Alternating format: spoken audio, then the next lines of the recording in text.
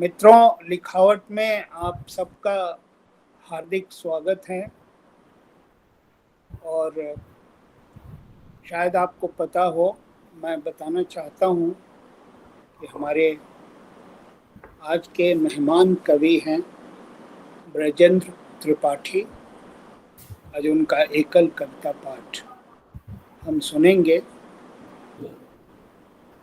इसके बाद ये रिकॉर्डिंग यूट्यूब पर, लिखावट की यूट्यूब पर रहेगा। तो आप लोग यूट्यूब, लिखावट के यूट्यूब को सब्सक्राइब कर सकते हैं ताकि आपको कार्यक्रमों का नोटिफिकेशन मिलता रहेगा। ब्रजेंद्र जी कोई अपरिचित नाम हमारे सामने नहीं है। हम लोग लंबे समय से मित्र हैं, तो इनके बारे में फिर भी लिखावट के कई श्रोता होंगे, कई दर्शक होंगे जिनको यह जानने की उत्सुकता होगी कि हमारा कवि कौन है। तो मैं ब्रजेंद्र जी के बारे में यह बात बताना चाहता हूँ कि वे उत्तर प्रदेश के गोरखपुर जिले के एक गांव से आते हैं।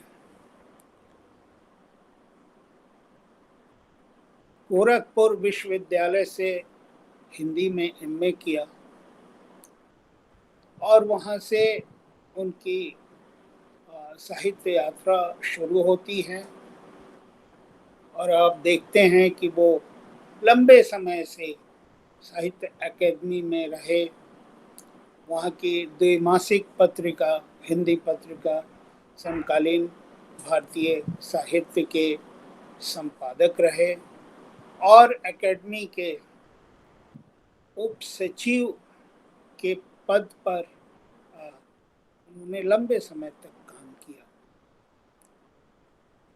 उनके कविता संग्रह हैं, जो मौलिक कृतियां हैं। तलाश नाम का कविता संग्रह है। एक बाल कृति है, हमारे राष्ट्रपति। निबंध संग्रह है, साहित्य और परिवेश। और 2 सहयोगी कविता संकलन है, विक्षुब्ध वर्तमान एवं धूप बरामदे की। इनमें ब्रजेंद्र जी की कविताएं संकलित हैं। इन्होंने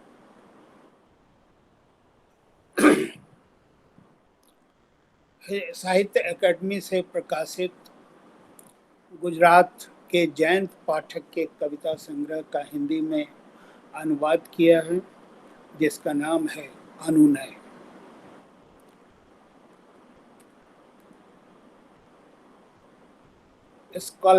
स्कॉलेस्टिक्स प्रकाशन के लिए 2 किशोरोपयोगी अंग्रेजी उपन्यासों जहां आरा और संघमित्रा का अनुवाद। कई संपादित किताबें हैं और कई पत्रिकाओं के संपादन से ब्रजेंद्र जी जुड़े रहे, जैसे कि साहित्य अमृत,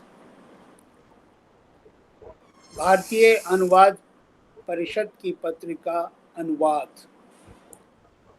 साहित्य अकादमी की पत्रिका समकालीन भारतीय साहित्य, विश्व भोजपुरी सम्मेलन की पत्रिका समकालीन भोजपुरी साहित्य।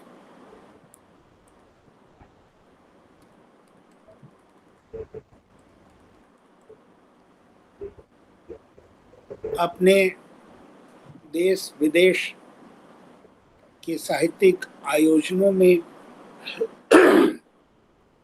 भागीदारी की है, जिसमें रेखांकित करने लायक जो आपकी विदेश यात्राएं हैं, उन पर बेल्जियम में आपने एक अंतर्राष्ट्रीय संगोष्ठी में हिस्सा लिया था। नई कविता का सामाजिक परिप्रेक्ष्य विषय पर आलेख पाठ आपने काठमांडू में किया। ओस्लो में आयोजित भारत नॉर्वेजीय लेखक संगोष्ठी में संभाविता जोहानिसबर्ग में हुए विश्व हिंदी सम्मेलन में आपने भाग लिया। एक लंबा बायोडाटा है बृजेंद्र त्रिपाठी का, जिसमें कई पुरस्कार और सम्मान भी शामिल हैं। तो ये हमारे मित्र बृजेंद्र त्रिपाठी का एक संक्षिप्त, इसके अलावा वो कई भाषा, हिंदी भाषा से संबंधित कई कमेटियों में, कई संस्थाओं में सलाहकार हैं इत्यादि। तो एक पूरा एक परिदृश्य है उनकी इस भाषा और साहित्य की यात्रा का। आज हम लोग उनकी कविताएं सुनेंगे। तो मैं बृजेंद्र जी से आग्रह करूंगा कि वो कविता पाठ के लिए आगे आए और शुरुआत करें। बृजेंद्र जी। जुड़े हैं सभी लोगों को नमस्कार। मैं सबसे पहले तो लिखावट और उसके कर्ता धर्ता भाई मिथिलेश श्रीवास्तव के प्रति आभार प्रकट करता हूं कि आज उन्होंने इस मंच पर मुझे कविता पाठ के लिए आमंत्रित किया। तो मैं अपनी कुछ नई पुरानी कविताएं आप लोगों के समक्ष प्रस्तुत करूंगा।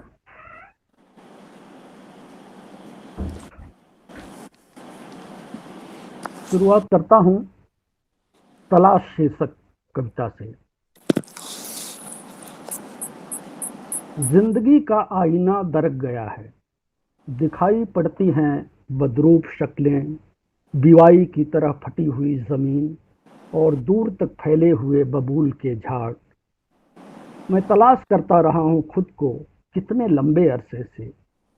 समय की पहचान इस धुंध भरे माहौल में खो सी गई है। चीजों को उनके सही रूप में पहचानने की चेतना सो सी गई है। मैं ढूंढता हूं खुद को भीड़ भरे बाजारों में, बदबूदार नीम रोशन गलियों में, हरे भरे सायेदार पार्कों में। कहीं भी तो नहीं, मैं कहीं भी नहीं। अचानक मेरा हाथ चेहरे की तरफ बढ़ता है। एक मुखौटा मेरे हाथ में है। मैं फिर हाथ बढ़ाता हूँ। एक दूसरा मुखौटा मेरे हाथ में है। फिर तीसरा, चौथा, पांचवा, छठा, मुखौटे ही मुखौटे। मैं कहीं भी तो नहीं। मुझे एहसास होता है मैं अब सिर्फ मुखौटा हूँ, कोई चेहरा नहीं। वाह।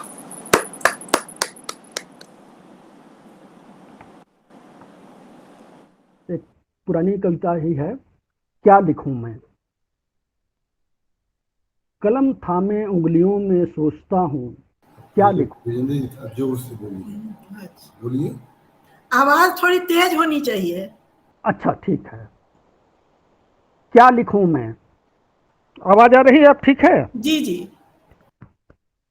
कलम थामे उंगलियों में सोचता हूँ, क्या लिखूं मैं। और लिख भी दूं अगर कुछ कौन समझेगा।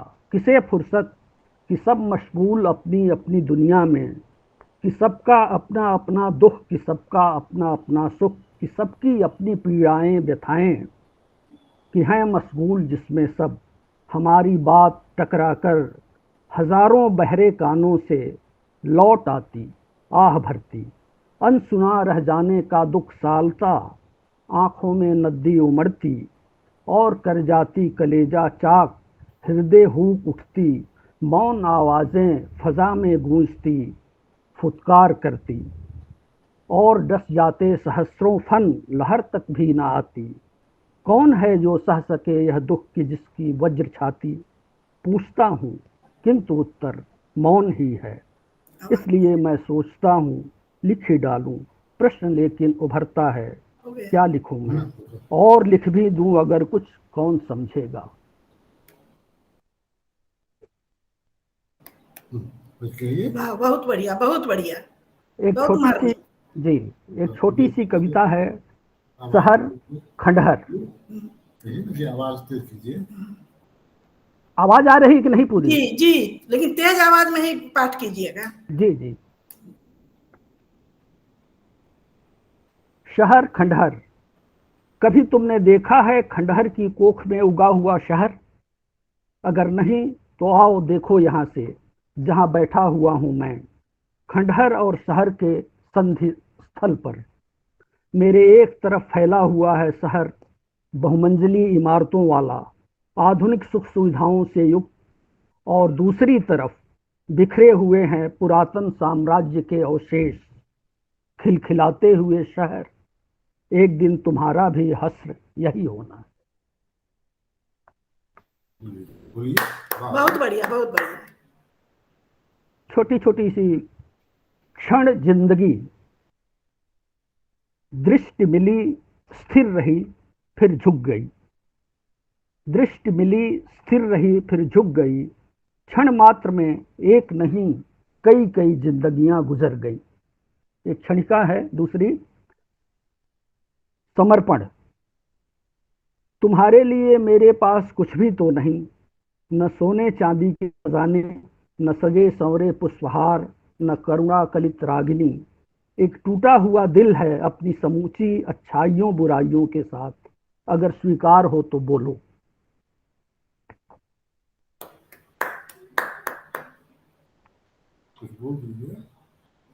बढ़िया। तन्हा करके शीर्षक से है। फिर अकेला बहुत तन्हा हूं मैं,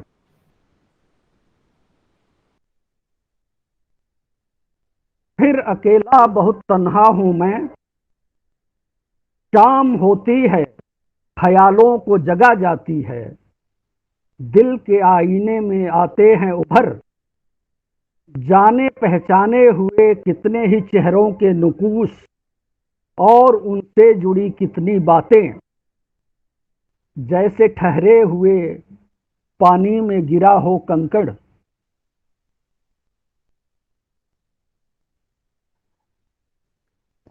फिर से पढ़ता हूं, बीच में डिस्टर्ब कोई फोन आ गया था। फिर अकेला बहुत तन्हा हूं मैं, शाम होती है ख्यालों को जगा जाती है, दिल के आईने में आते हैं उभर, जाने पहचाने हुए कितने ही चेहरों के नुकूस, और उनसे जुड़ी कितनी बातें, जैसे ठहरे हुए पानी में गिरा हो कंकड़, और हों उठ रही लहरों पे लहर, लहरों पे लहर।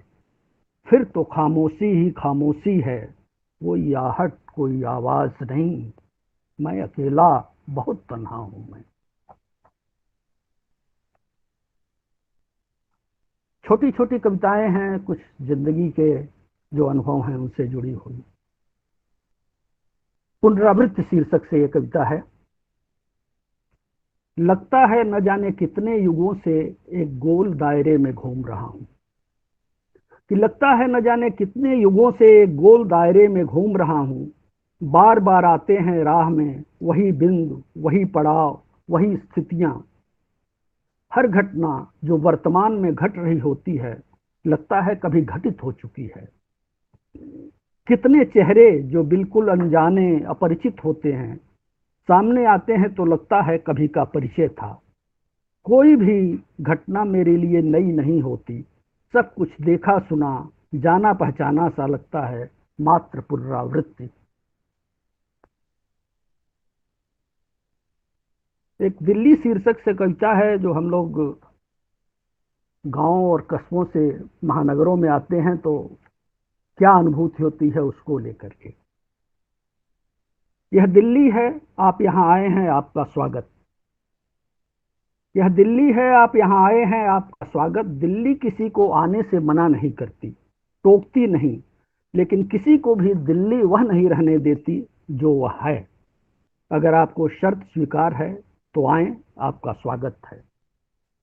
बड़ी निर्मम है दिल्ली, यह पहले आपको आपकी जड़ों से काटती है, छीन लेती है गांव घर, माँ बाप भाई बहन रिश्ते नाते, मोह छोह दया माया सच्चाई ईमान। दिल्ली आदमी को आदमी नहीं रहने देती, बना देती है मशीन। दिल्ली चलती नहीं दिल्ली दौड़ती है, कि दिल्ली चलती नहीं दिल्ली दौड़ती है, खबरदार, सुस्त रफ्तार वालों के लिए दिल्ली नहीं है। जो धीमे चलते हैं, दिल्ली उन्हें छोड़ आगे बढ़ जाती है और वे हो जाते हैं अतीत के खंडहर। मैं कहना चाहता हूँ, दिल्ली वालों, तुम्हारी दिल्ली तुम्हें मुबारक, मुझे मेरा गांव। पर लौटना क्या इतना सहज है?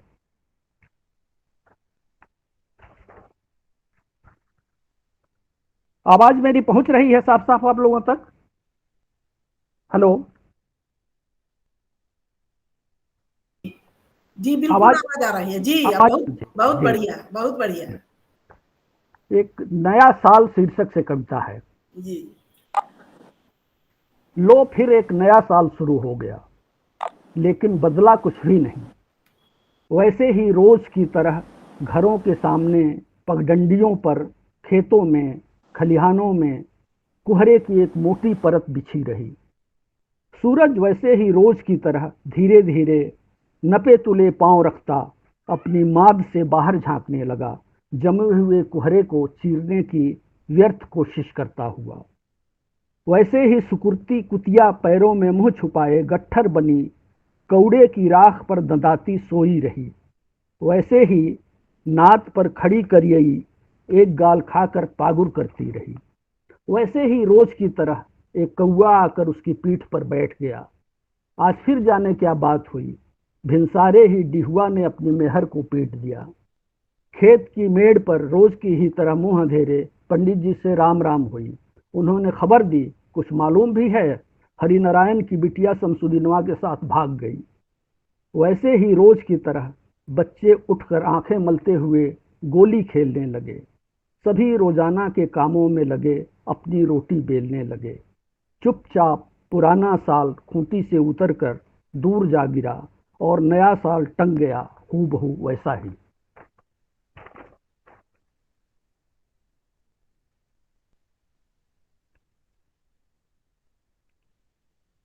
दिसंबर एक मनः स्थिति।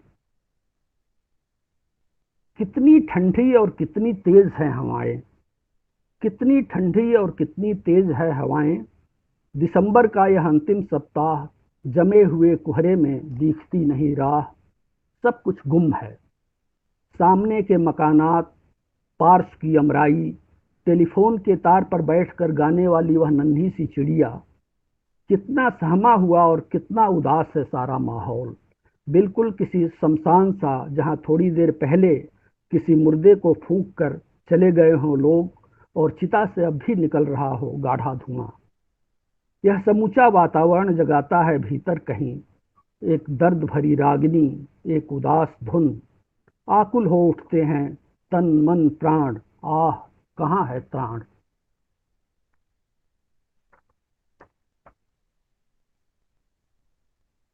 तुम्हारे मिलने पर।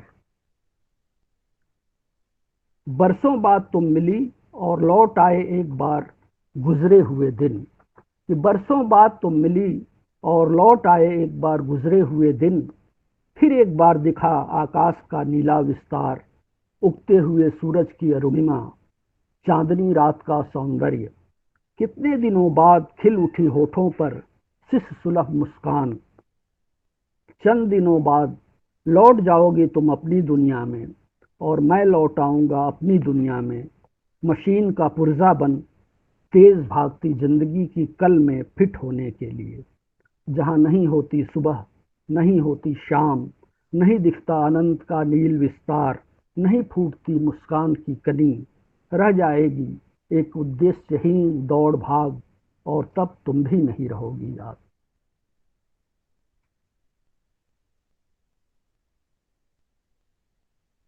शाम का एक और चित्र है, शाम एक चित्र शीर्षक से।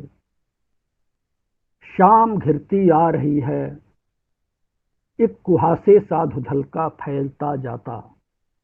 मोटर गाड़ियों की चीखती आवाज में डूब जाते पक्षियों के स्वर।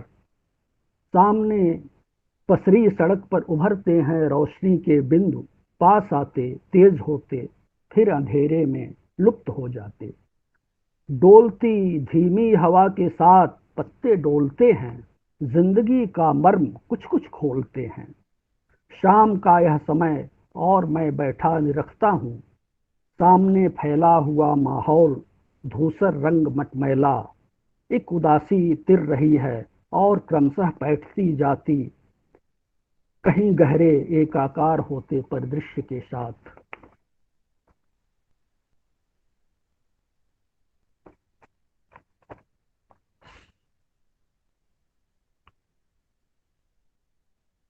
शाम शीर्षक से ही एक और कविता है जिसमें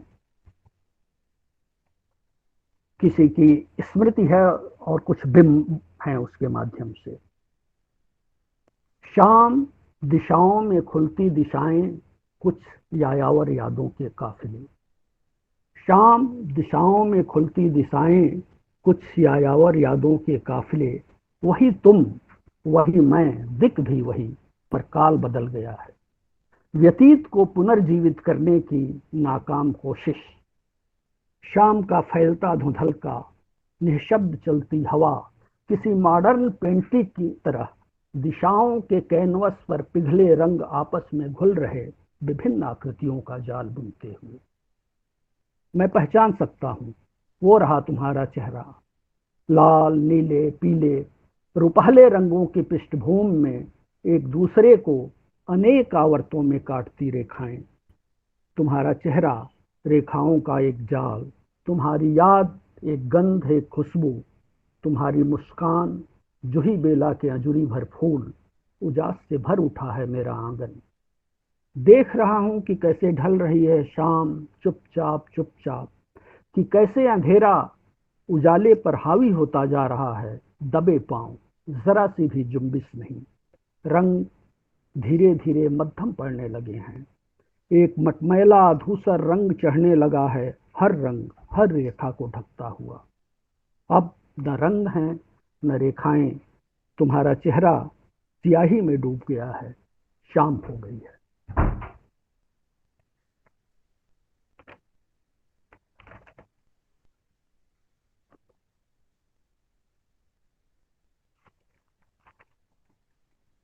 एक कविता लिखी थी कुशीनगर में, बुद्ध का जो परिनिर्वाण स्थल है वहां पर गया था, तो उसको लेकर के बुद्ध के परिनिर्वाण स्थल पर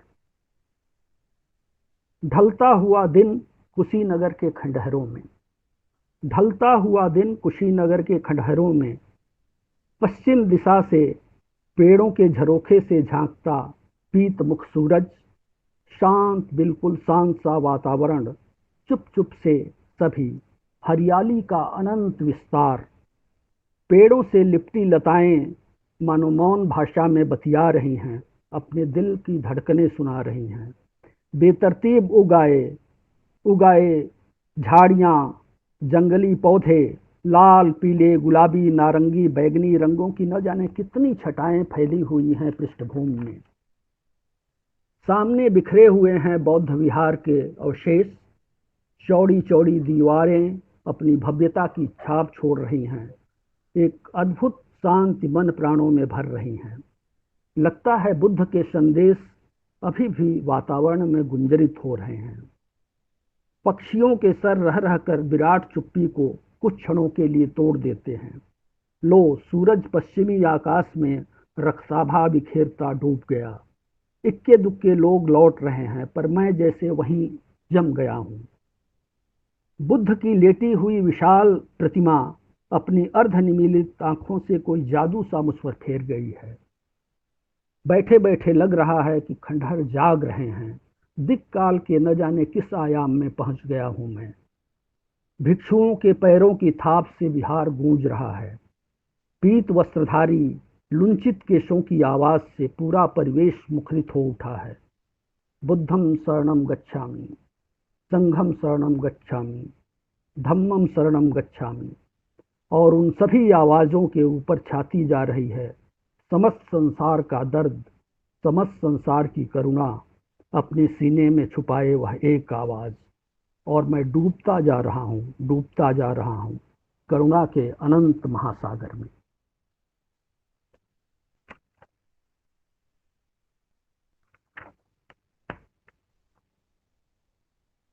इसको अब बोलिएगा तो सुने। हाँ, अरे रुक जाओ, अब बोलिए। बहुत बढ़िया। जी। एक कविता है छोटी सी, प्रणत शीर्षक से। शाम गहरी धुंधुआई सी, नसों में बहता हुआ ठंडा फौलाद, समय भी इस सारे माहौल में थमा हुआ सा। दूर, काफी दूर, सामने फैली नदी के पार गहराते अंधेरे में अकेला निस्तब्ध खड़ा समूचा पेड़, एक पूर्णता का बोध अपनी शाखाओं प्रशाखाओं में अंधेरे को आत्मसात करता हुआ, कितना गहरा, कितना भव्य।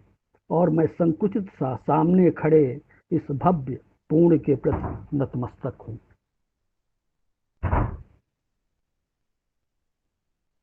कुछ और कविताएं। अस्तित्व शीर्षक से कविता है। एक मुखर प्रतिवाद है चुप्पी शोर के खिलाफ। एक मुखर प्रतिवाद है चुप्पी शोर के खिलाफ। किस वेदना से व्याकुल सागर पटकता रहता है सिर किनारों पर। किसकी तलाश में गांव गांव शहर शहर जंगल जंगल की खाक छानती फिरती है ये पगली हवा। एक कौन खिला गया है कल तक सिमटी सी सिकुड़ी सी पड़ी कलियों के होठों पर मधुर हास। ये किसने बिखेर दिए हैं रात्रिकालीन आकाश में असंख्य जुगनू। ये कौन है जो उतरता है दिल में दर्द की गहरी लकीर सा। कौन है जिसे देखा था रात सपने में। जिंदगी कोई सपना तो नहीं, एक तल्ख हकीकत है, महसूस किया है शिद्दत के साथ। सोचता हूँ मेरा अस्तित्व क्या है।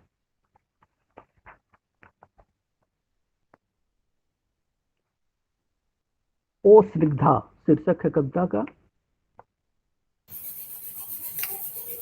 मेरे सामने बैठे हुए भी कभी कभी वह नहीं होती यहाँ। कि मेरे सामने बैठे हुए भी कभी कभी वह नहीं होती यहाँ। होती है कहीं दूर शताब्दियों पार समय के न जाने किस अंतराल में। कुछ पूछता हूँ मैं, नहीं पहुँचते मेरे शब्द उस तक। किसी निर्जन में पुकारे गए से लौट आते हैं अनगूंज पैदा करते हुए।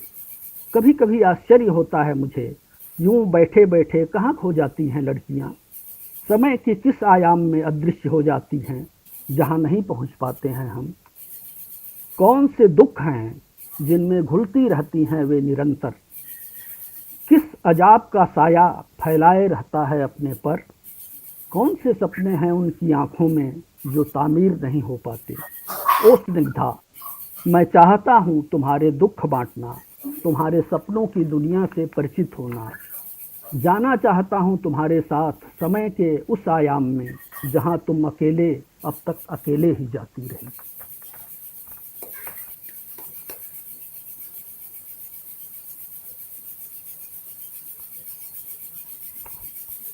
एक थोड़ा मैं पर्यटन का प्रेमी हूँ तो घूमता रहता हूँ। तो किन्नौर पर गया था जो हिमाचल प्रदेश का एक ट्राइबल बेल्ट है, उस पर एक कविता मैंने लिखी थी, वो सुनाता हूँ आपको। किन्नौर। सपनों में आवाज देता है किन्नौर। किन्नौर हिमाचल का जनजातीय प्रदेश। वैसे तो किन्नौर खुद एक जीता जागता सपना है। मुक्त हस्त प्रकृति ने इस पर लुटाया है अपना ऐश्वर्य।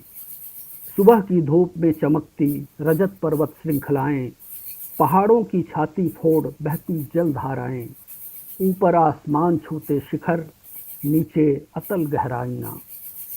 देखो यहाँ से एक क्षीण रेखा सी जान पड़ती है यह पहाड़ी नदी। आगे जाकर बदलती है अपना रूप और फिर खुलने लगती है उसकी आवाज़। उसका नाम तो विस्मृत हो गया है लेकिन कानों में अब भी गूंजता है उसका हर हर नाद।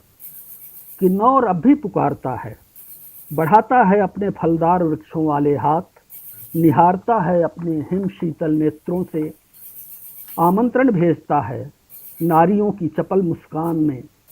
कहता है कहाँ फंसे पड़े हो बंधु, जीवन की किस आपाधापी में उलझे हुए हो। किस लिए जोड़ रहे हो यह माया, कौन सा सुख पाओगे इससे भला तुम। आओ जोह रहा हूँ मैं तुम्हारी बाट। मेरे प्राणों में स्पंदित होने लगता है किन्नौर। आमंत्रित करता है मुझे सांगला गांव, पुकारती है मुझे बास्पा नदी। याद आती है गांव की वह अपरिचित युवती जो यूं ही वनवीथियों में मिल गई थी। कितनी आत्मीयता से करती रही थी बातें और सहज भाव से आमंत्रित किया था अपने घर चाय के लिए। याद आती है उसकी छोटी सी बिटिया, गोल मटोल आंखों वाली, सेब की तरह लाल लाल गालों वाली। किन्नौर भूला नहीं हूं मैं तुम्हें, मैं फिर आऊंगा, बार बार आऊंगा। कोई भी अनसुनी कैसे कर सकता है तुम्हारी पुकार।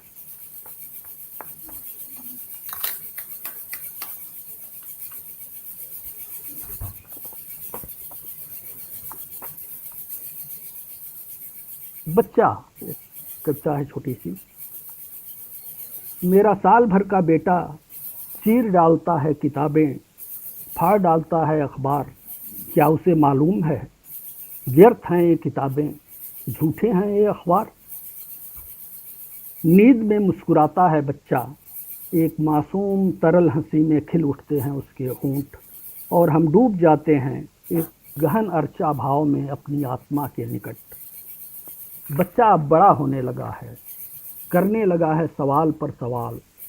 टाला नहीं जा सकता हर सवाल को, नहीं उत्तर दिया जा सकता है हर सवाल का। कुछ सवाल तो तुम्हें ही हल करने हैं मेरे बच्चे।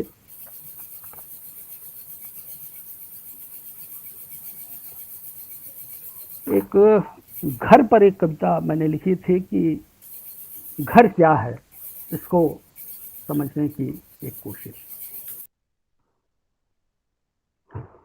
बहुत बार सोचा है घर है क्या, कि बहुत बार सोचा है घर है क्या। क्या यह घास फूस बांस या कि ईंट सीमेंट कंक्रीट संगमरमर से बनी मात्र एक निर्मित है, जड़ निष्प्राण। जरा सोच कर बताएं कि घर पदार्थवाची है या भाववाची। जब हम कहते हैं या महसूस करते हैं कि घर की याद आ रही है, तो क्या यह घर नाम की उस जड़ संरचना की स्मृति होती है, या कि उसके साथ उसमें रहने वाले लोग, उनका पूरा परिवेश, बीती हुई छोटी बड़ी तमाम घटनाएं भी शामिल होती हैं। चौथी कक्षा में पढ़ने वाले मेरे बेटे ने कल मुझसे सवाल किया कि घर किसे कहते हैं, तो मैं उलझन में पड़ गया। उसे कैसे समझाऊं कि घर क्या होता है। वैसे घर का अर्थ तभी खुलता है जब हम घर से दूर होते हैं। कैसा विरोधाभास है कि जब हम घर से दूर होते हैं तभी हम घर के निकट होते हैं। अब इस समय नाम याद नहीं आ रहा कि किसने कहा था कि घर लौटने के लिए होता है। कितनी बड़ी होती होगी उनकी पीड़ा जिनके कोई घर नहीं होता, अथवा जिन्हें घर से बेदखल कर दिया जाता है। वे तो लौट भी नहीं सकते। कभी कभी घर होता है एक सपना जिसे हम तामीर करना चाहते हैं पर कर नहीं पाते। कि कभी कभी घर होता है एक सपना जिसे हम तामीर करना चाहते हैं पर कर नहीं पाते। हवा के तेज झोंके से जैसे बिखर जाएं चिड़िया द्वारा चुन चुन कर जोड़े गए तिनके, वैसे ही बिखर जाता है घर का सपना, और घर सपना ही बना रहता है। क्या आपको कभी ऐसा नहीं लगा कि घर एक सेतु भी है जो हमारे वर्तमान को अतीत से जोड़ता है, आधुनिकता को परंपरा से। यह कहना भी गलत नहीं होगा कि घर अपने आप में एक परंपरा है। मित्रों, घर का वास्तविक अर्थ आपको शब्दकोशों में नहीं मिलेगा। इसका अर्थ तो अनुभव की आंच में ही खुलेगा। जितने ही अनुभव पर परिपक्व होते जाएंगे आप, घर के नए नए अर्थों से परिचित होते जाएंगे।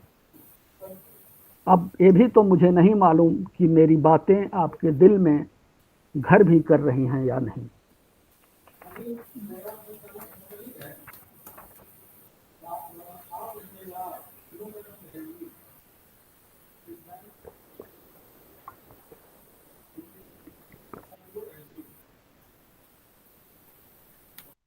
अभी समय है ना मिथिलेश जी?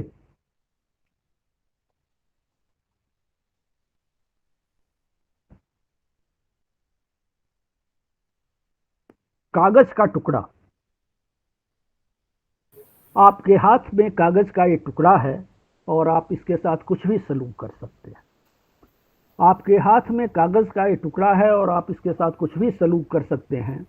रच सकते हैं कोई सुंदर सी कविता, उड़ेह सकते हैं मनमोहक छवि, बना सकते हैं ज्यामितीय आकृति, लिख सकते हैं धोबी को दिए गए कपड़ों का हिसाब, रोजमर्रा के खर्च के आंकड़े, लोगों से ली गई कर्ज की राशि। चाहे तो भेज सकते हैं प्रेयसी को खत, मित्रों को नववर्ष की शुभकामनाएं, दुश्मनों को चुनौतियां। कागज का यह टुकड़ा स्वयं खड़ा है आपके सामने चुनौती की मुद्रा में। देखें इसके साथ आप क्या सलूक करते हैं।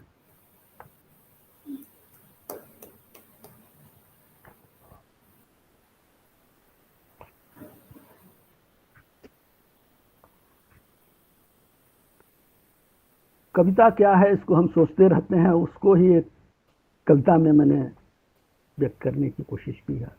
शब्द कविता। मुझे नहीं मालूम कैसे शब्द कविता बन जाते हैं। ये मुझे नहीं मालूम कैसे शब्द कविता बन जाते हैं। वैसे शब्द महज शब्द नहीं है मेरे लिए, एक जीवंत दुनिया, एक रंगीन संसार। एक शब्द उठाता हूँ और वह फूल बन जाता है। एक शब्द उठाता हूँ और वह फूल बन जाता है, सुबह की ओस में भीगा हुआ, साख पर हौले हौले डोलता। एक दूसरा शब्द उठाता हूँ, हल्की नीली रोशनी से भर उठता है मेरा कमरा, सारी घुटन दूर हो चुकी होती है और एक अद्भुत सुकून में खिल उठता हूँ मैं। एक और शब्द उठाता हूँ और पाता हूँ सागर की उताल तरंगों के बीच चली जा रही है मेरी छोटी सी डोंगी, न जाने किस अनंत की ओर। शब्द का कविता में बदलना महज कागज काला होना नहीं, वरन फूल की तरह खिल जाना है, हल्की नीली रोशनी से भर उठना है, अनंत सागर हो जाना है।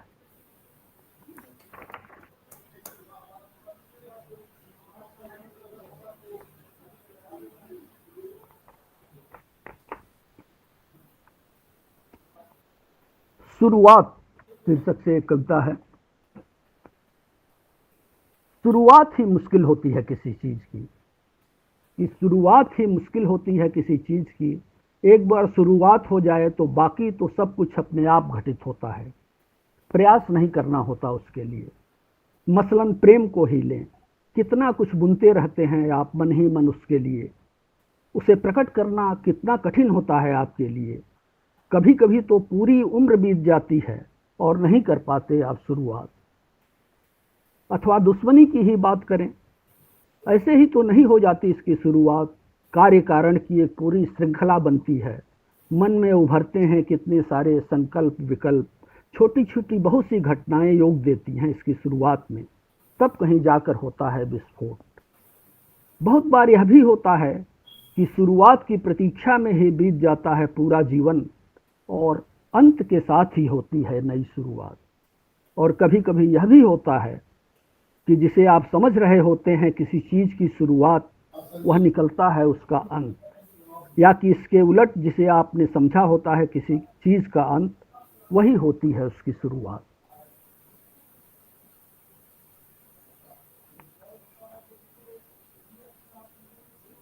नदी। बहती है मेरे भीतर एक नदी कलकल करती हुई धारा प्रवाह, कि बहती है मेरे भीतर एक नदी कलकल करती हुई धारा प्रवाह। मुझे नहीं मालूम कि कहाँ है इसका स्रोत, कि किन हिमखंडों से निकल कर आती है यहाँ, ग्लोबल वार्मिंग के खतरों को झेलती, पर्यावरण में आए बदलावों का सामना करती, औद्योगिक विकास की मार झेलती, हरे भरे खेतों को कंक्रीट के जंगलों में तब्दील होते देखती। मेरे भीतर की नदी अब भी जिंदा है और स्रोत से अपना जीवंत संबंध कायम रखे हुए है। जब से होश संभाला इसे ऐसे ही प्रवाहित होते देख रहा हूँ, बाहरी खतरों से अपने को बचाते हुए, अपनी जिजीविका को बनाए रखते हुए निरंतर प्रवहमान।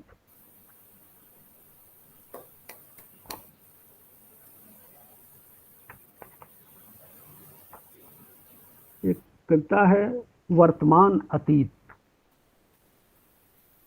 कौन कहता है जिंदगी में घटित नहीं होते संयोग, कौन कहता है जिंदगी में घटित नहीं होते संयोग। जीवन में बराबर कुछ न कुछ अनपेक्षित घटित होता रहता है, जो खरा नहीं उतरता विश्लेषण और तर्कशास्त्र की कसौटी पर। अगर आप उसकी कोई वस्तुनिष्ठ व्याख्या करना चाहें तो उसके सूत्र आपके हाथों से फिसल फिसल जाते हैं। बहुत बार आपके जीवन में कुछ ऐसा हो जाता है जिसकी आपने दूर दूर तक कल्पना नहीं की होती, जैसे एकाएक आपको कोई 25-30 सालों बाद मिल जाता है और आप उसके साथ निकल पड़ते हैं अतीत की यात्रा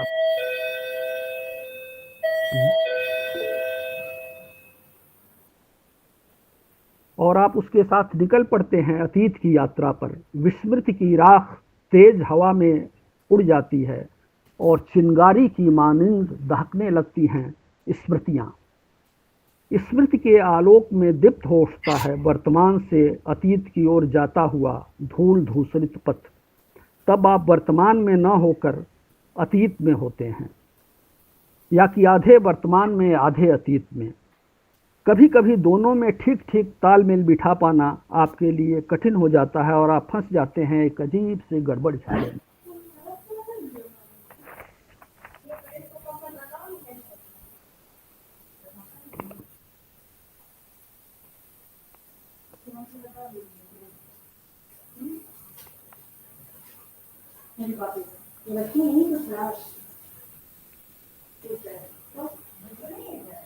मिथिलेश जी, समय है ना? आप बता दीजिएगा मुझे।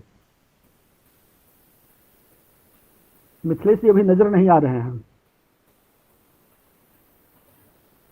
कविता शीर्षक है। कविता में बहते हैं शब्द, कविता में बहते हैं शब्द, जैसे बहती है हवा, जैसे बहती है नदी, जैसे बहती हैं स्मृतियां मन के दर्पण पर। कविता दावा नहीं करती निजाम को बदलने का, आग उगलने का, गोली या तलवार बनने का। अगर कविता अपने किसी पाठक का मन बदल सकी, उसमें थोड़ी सी चिंगारी पैदा कर सकी, तो वह कम सार्थक नहीं। कविता नहीं करती दावे, नहीं खाती कस्में, नहीं देती वक्तव्य। वह तो चुपचाप असर करती है, मन में खिला देती है गुलाब, श्वास श्वास में भर देती है चंदन, कर जाती है हृदय को करुणासिक, और ऐसे बहती है जैसे बहती है हवा, जैसे बहती है नदी, जैसे बहती हैं स्मृतियां मन के दर्पण पर।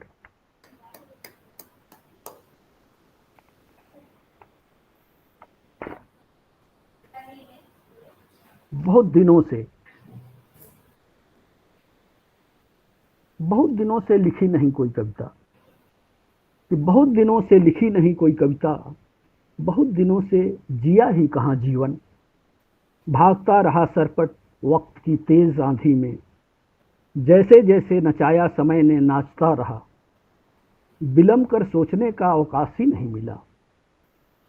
प्रकृति के कितने सारे रंग बिखरे पड़े थे सामने, कहाँ देख पाया। देर तक कर्णपटों पर दस्तक देती रही एक मधुर आवाज अनसुनी करता रहा। किसी के बढ़ाए हुए हाथ हवा में लहराते रहे, एक आकुल पुकार लिए, कहाँ थाम पाया। किसी की आंखों के दिए अंधेरी रात में टिमटिमाते रहे, कहाँ दे पाया उन्हें स्नेह का अवलंब। उम्र के इस पड़ाव पर आकर समझ पाया हूँ कुछ कुछ, कि भागता रहा हूँ लगातार एक मृग तृष्णा के पीछे। तो समझता रहा हूँ जिसे जीवन, वह जीवन नहीं, जीवन का भ्रम है। जीवन तो झड़ चुका है कभी का, मुट्ठियों में बंधी रेत सा।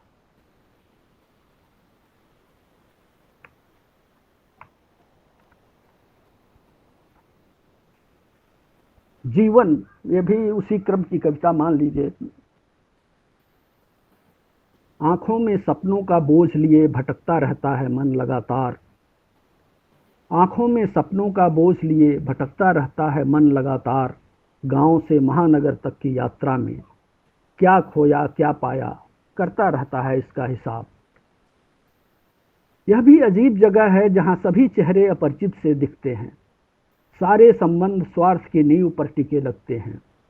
आत्मीयता का लेश मात्र संस्पर्श कहीं नहीं दिखता। दिखता है तो धुंध भरा मटमैला आसमान, किसी पीलियाग्रस्त रोगी सा। सड़कों पर भरा हुआ है गाड़ियों से निकलता हुआ जहरीला धुआं जो फेफड़ों में पहुंचकर जलन पैदा करता है। भला ऐसे माहौल में कोई कैसे जिए? जीवन अब सहज नहीं रहा। अगर यहाँ जीना है तो घूंट घूंट जहर हर रोज पीना है।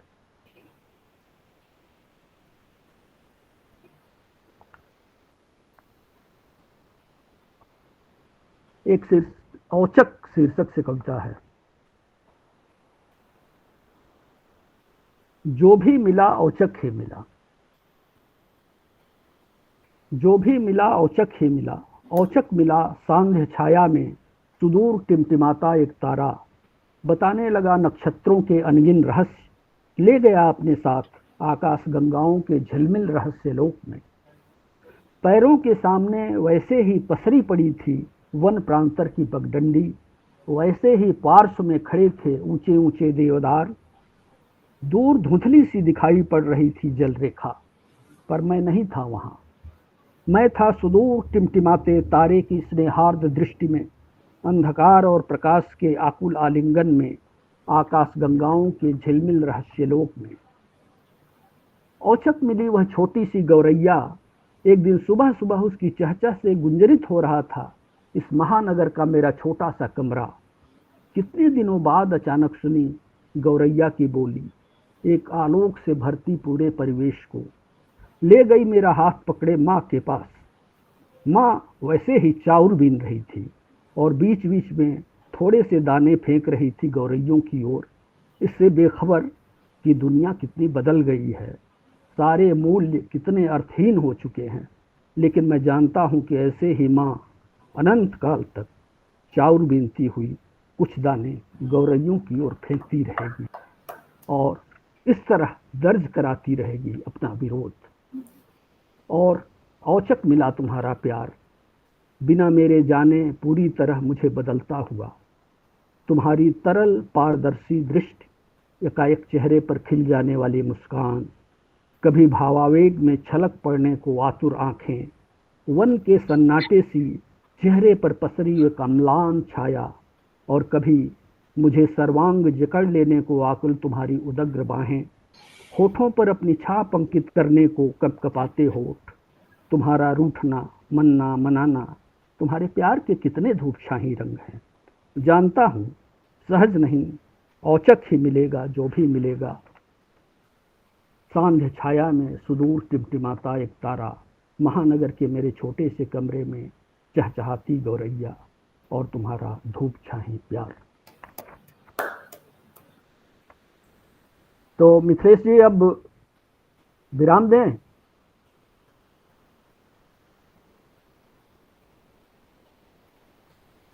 मिथिलेश जी हैं?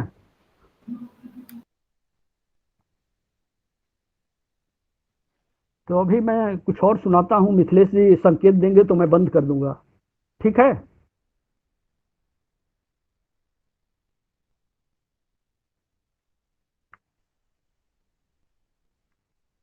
क्योंकि मैं थोड़ा सा विधा बदलता हूँ, मैं कुछ गजलें आपको सुनाता हूँ अब, ठीक है?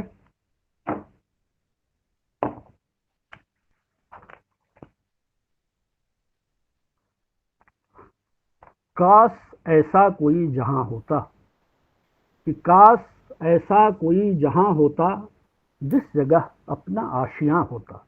वाह वाह। काश ऐसा कोई जहां होता जिस जगह अपना आशियां होता।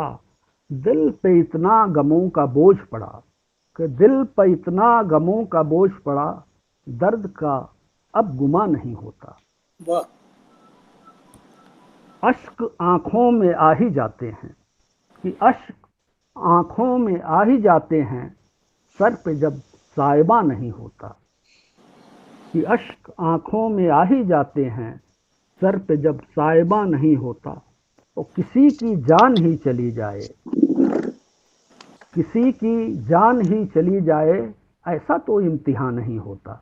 वाह वाह वाह वाह। किसी की जान ही चली जाए, ऐसा तो इम्तिहान नहीं होता। कौन है जो कि रोक देता है, कि कौन है जो कि रोक देता है, मुझसे कुछ भी बयां नहीं होता। वाह वाह वाह कि वाह, कौन बहुत है अच्छा। जो कि रोक देता है, मुझसे कुछ भी बयां नहीं होता। तो आप इतना यकीन तो कीजिए, कि आप इतना यकीन तो कीजिए, दर्द दिल रायगा नहीं होता निस्फल। कि आप इतना यकीन तो कीजिए, दर्द दिल रायगा नहीं होता। वक्त जैसे है थम गया यारो, कि बहुत अच्छा, बहुत वक्त अच्छा। जैसे है थम गया यारो, कोई लम्हा रवा नहीं होता। वाह वाह, वक्त जैसे है थम गया यारो, कोई लम्हा रवा नहीं होता। तो घेर लेती हैं अजनबी शक्लें, घेर लेती हैं अजनबी शक्लें, जब कोई दरमिया नहीं होता। वाह वाह वाह वाह, घेर लेती हैं अजनबी शक्लें, जब कोई दरमिया नहीं होता। तो रात कितनी तवील है या रब, कि रात कितनी तवील है या रब, सुबह का कुछ गुमा नहीं होता। कि रात कितनी तवील है या रब, सुबह का कुछ गुमा नहीं होता। गिरती दीवारें और हिलती नींव, कि गिरती दीवारें और हिलती नींव, अब कोई मेहमान नहीं होता। गिरती दीवारें बहुत और हिलती नींव, अब कोई मेहमान नहीं होता। और एक शेर है, कभी कभी ऐसा होता है कि अगर किसी से आप कभी मिलें तो कहता है कि मुझे आपको देखकर उस फला की याद आ गई। उस पर ये शेर है कि मुझ में औरों को ढूंढते हैं लोग, मुझ में औरों को ढूंढते हैं लोग, मुझ में मेरा निशा नहीं होता। वाह वाह, कि मुझ में औरों को ढूंढते हैं लोग, मुझ में मेरा निशा नहीं होता। और बात है वक्त वक्त की यारो, कोई भी बेजुबान नहीं होता। वाह वाह,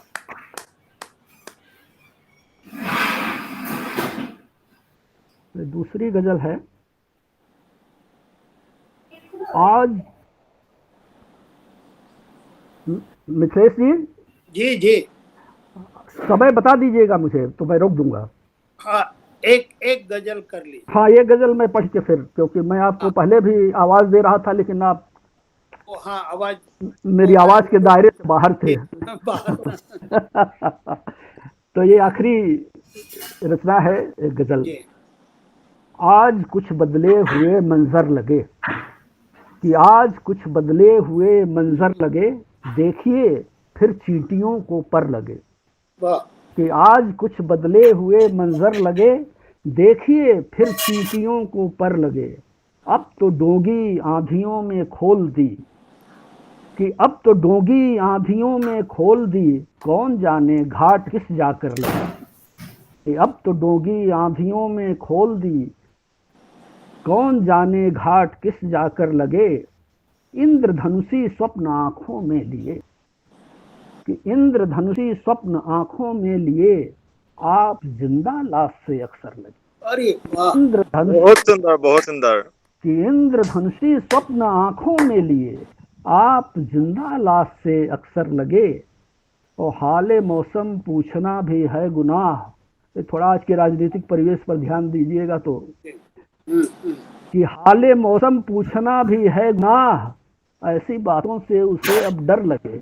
वाह कि हाले मौसम पूछना भी है गुनाह, ऐसी बातों से उसे अब डर लगे। तुम बताओ हो मकां कैसे बुलंद, कि तुम बताओ हो मकां कैसे बुलंद, नींव में जब खोखले पत्थर लगे। कि तुम बताओ हो मकां कैसे बुलंद, नींव में जब खोखले पत्थर लगे। और शम्माए महफिल कभी की बुझ चुकी, कि शम्माए महफिल कभी की बुझ चुकी, भूत खाना आपका ये घर लगे। शम्माए महफिल कभी की बुझ चुकी, भूत खाना आपका ये घर लगे। चंद लफ्जों में ही खूं खौला गया, कि चंद लफ्जों में ही खूं खौला गया, मुझको तो वो कोई जादूगर लगे। कि चंद लफ्जों में ही खूं खौला गया, मुझको तो वो कोई जादूगर लगे। और सर बसज्दा मैं यहाँ क्यों कर हुआ, कि सर बसज्दा मैं यहाँ क्यों कर हुआ, मुझको तो ये आपका ही डर लगे। कि सर वाह, बसज्दा मैं यहाँ क्यों कर हुआ, मुझको तो ये आपका ही डर लगे। आ तुझे सीने कि आ तुझे सीने में अपने भींच लूं, आ तुझे सीने में अपने भींच लूं, मुद्दतों से तू मुझे बेघर लगे। कि आ तुझे सीने में अपने भींच लूं, मुद्दतों से तू मुझे बेघर लगे, और रहजनू सा आचरण करते रहे। कि रहजनू सा आचरण करते रहे, देखने में गो की वो रहबर लगे। और अंतिम शेर है ऐसा कि दिल पे आप मेरे क्या गुजरती है न पूछ, दिल पे मेरे क्या गुजरती है न पूछ, आज टेढ़े उनके कुछ तेवर लगे। वाह बहुत वाह यार, वाह, बहुत बहुत अति धन्यवाद। सुंदर, अति सुंदर। बहुत अच्छा, बहुत सुंदर। तो हम लोग ब्रिजेंद्र त्रिपाठी जी को सुन रहे थे। अभी मैं देख रहा हूँ कि गोगोई जी मौजूद हैं, निलय शुक्ल, जी। अमर बानिया, और आप लोग कुछ बोलना चाहेंगे ब्रिजेंद्र जी पर? मैं खुद कुछ थोड़ा दो शब्द बोलूंगा क्या? हाँ, बोलिए बोलिए। आ, मेरे बहुत सुंदर एक कार्यक्रम हुआ, सोचने का, भावना के, जैसे वो इमेज मेटाफर लिया, उसके शब्दों के साथ हम उस दुनिया में चला गया कुछ देर तक। इसीलिए महसूस हुआ कितना सुंदर एक कार्यक्रम हुआ था। आशा करता हूँ अगले दिने में भी ऐसा कुछ होगा, हमको मौका भी दिया जाएगा। और त्रिपाठी जी से साथ मेरा बहुत साल लंबा एक जोड़ा है। आज अचानक ये लिंक मिल गया, तो सुनने का मौका भी मिल गया। इसीलिए आप सब लोगों को मेरे तरफ से धन्यवाद बोलता हूँ। बहुत बहुत सुंदर अनुभव हुआ। धन्यवाद। धन्यवाद हृदयानंद गोगोई जी। और कोई बोलेंगे?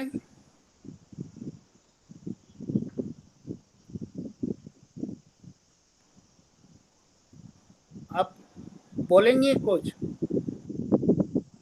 Mute mute. अनम्यूट।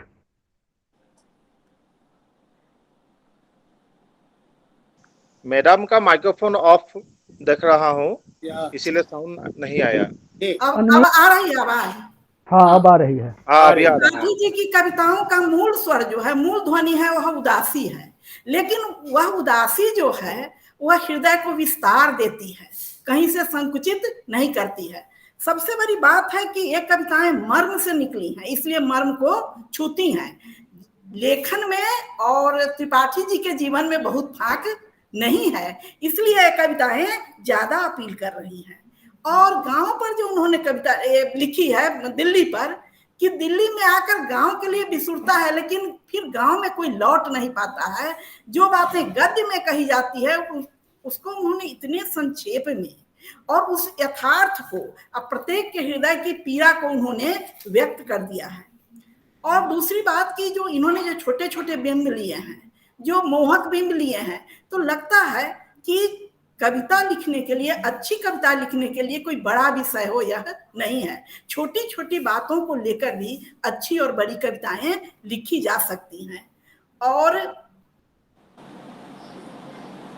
बुद्ध के परिनिर्वाण स्तर पर जो उन्होंने लिखा है, और उसमें जो उन्होंने एक शांत उदासी का वर्णन किया है, वह लगता है उस कविता से लगता है कि करुणा का स्वर, बुद्ध की के करुणा का स्वर निकल रहा है और हृदय का प्रक्षालन कर रहा है। यह अतिशयोक्ति नहीं है, ऐसा मैंने उस कविता को सुनते हुए अनुभव किया। और घर कहा जाता है कि एक कविता को सुनते हुए और पढ़ते हुए अगर कई कई कविताओं की याद आपको आए, कई कई कवि याद आए, तो समझिए कि वह कविता बहुत सार्थक और अच्छी कविता है। तो इनकी कविताओं को सुनते हुए कभी अज्ञेय याद आए, तो कभी विनोद कुमार शुक्ल याद आए। उन्हीं की साथ पंक्तियां है कि घर को देखना है तो दूर से देखो। तो इनकी घर शीर्षक कविता जो है, उसको सुनते हुए मुझे उनकी वह पंक्ति याद आई। और मित कथन तो त्रिपाठी जी के जीवन का अंग है। और कविता में कहीं बरबोलापन नहीं है। मित कथन के माध्यम से उन्होंने बड़ी और ऊंची बात कह दी है। वास्तव में मुझे बहुत अच्छा लगा और इस शाम का उपयोग बहुत अच्छे ढंग से हुआ। मैं इसके लिए लिखावट के मिथिलेश्वर जी को भी साधुवाद देती हूँ और ब्रजेंद्र जी को तो बधाई देती ही हूँ। और गजल की रवानी भी बहुत बढ़िया थी, बहुत बढ़िया। धन्यवाद मैम। और कोई बोलना चाहता है तो ये ब्रजेंद्र जी की कविता की समीक्षा भी हो रही है पाठकों के द्वारा। जो मुझे अभी गूंज रहा है, मेरी स्मृति में गूंज रहा है, वो है माँ का चाउर बिनना और कुछ चाउर गौरैयों की तरफ फेंकना। और वो बिंब हमने बचपन में देखा था, माएँ ऐसा ही करती थी। और जैसा कि ब्रजेंद्र जी की कविता में दिल्ली आके और वो सारे दृश्य स्मृतियों में ही रहते हैं। दिल्ली में तो ऐसे दृश्य कम ही नहीं दिखाई देते। तो एक कवि, जैसा आपने कहा उदासी, तो जो दृश्य हमने बचपन में देखे थे और दिल्ली आके जब उस दृश्य को हम सिर्फ याद कर सकते हैं, वैसे में एक कवि अपनी स्मृतियों में लौटता है, गौरैया को याद करता है, चाउर को याद करता है, हमारी बोलियों के शब्दों को अपनी कविता में ले आता है और उन शब्दों को जीवंत कर देता है। तो ऐसे कवि हैं हमारे ब्रजेंद्र त्रिपाठी। और वो एक कविता में कहते भी हैं कि यायावर यादों के काफिले। कविता में स्मृतियाँ पुनर्जीवित होती हैं और जब वो पुनर्जीवित होती हैं तो सिर्फ उनको याद करने का ही मकसद नहीं होता है, बल्कि अपने समय से उस मानवीयता को, उस मर्म को अपने वर्तमान से जोड़ने की एक सदिक्षा भी कवि के भीतर होती है, क्योंकि वे सारे दृश्य कहीं न कहीं हमें मानवीय बनाते रहे हैं और यही तो कवि का काम है। तो मैं एक और कविता की पंक्ति याद आ रही है, नींव में लगे खोखले पत्थर।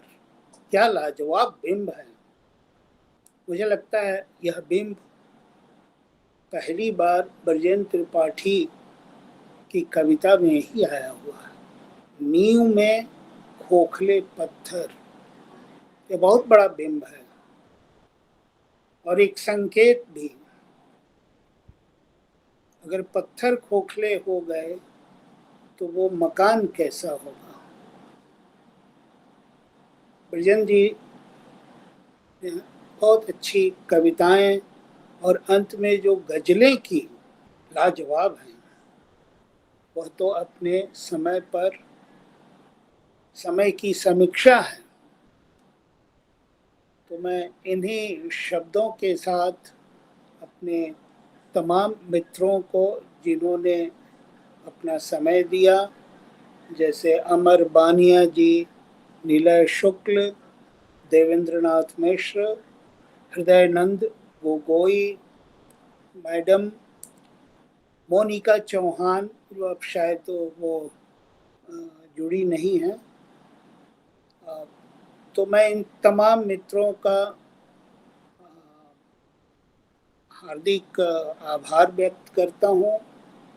आज के कवि ब्रजेंद्र त्रिपाठी का आभार व्यक्त करता हूँ कि आपने समय निकाला और अपनी कविताएं लिखावट के दर्शकों पाठकों के लिए यहाँ रिकॉर्ड कराया। हम लोग बहुत दिनों से सोच रहे थे, जो कि आज संभव हुआ। दो बातें और कहना चाहूँगा कि ये पूरी रिकॉर्डिंग लिखावट के यूट्यूब पर रहेगा, आप लोग वहाँ भी देख सकते हैं। और समकालीन कविता को कैरियर्स की बहुत ज़रूरत है। जो मास कैरियर्स हैं उन्होंने कविता को छोड़ दिया है, तो अब हमें मास मीडिया का काम करना है। मैं आप लोगों से आग्रह करूंगा कि आप इस वीडियो को अपने मित्रों, बच्चों, संबंधियों, जितने लोगों को जानते हैं उनको आप फॉरवर्ड करें, उनसे आग्रह करें कि आप बृजेंद्र त्रिपाठी को सुने। शायद इसी तरह समकालीन कविता यानी हमारी कविता दूर दूर तक जाएगी। आप लोग अगर इस कार्यक्रम से जुड़ना चाहें तो आप बृजेंद्र जी को बताएंगे, तो हम लोग इस तरह का एक प्रोग्राम करेंगे। बृजेंद्र जी, पुनः आपका आभार, धन्यवाद। मैं भी अपनी ओर से इस मंच को, लिखावट को और आपके प्रति हार्दिक आभार, और जितने भी दर्शक श्रोता जुड़े थे उन सभी के प्रति भी हार्दिक आभार, खास करके जिन लोगों ने कविता पर अपनी गोगोई जी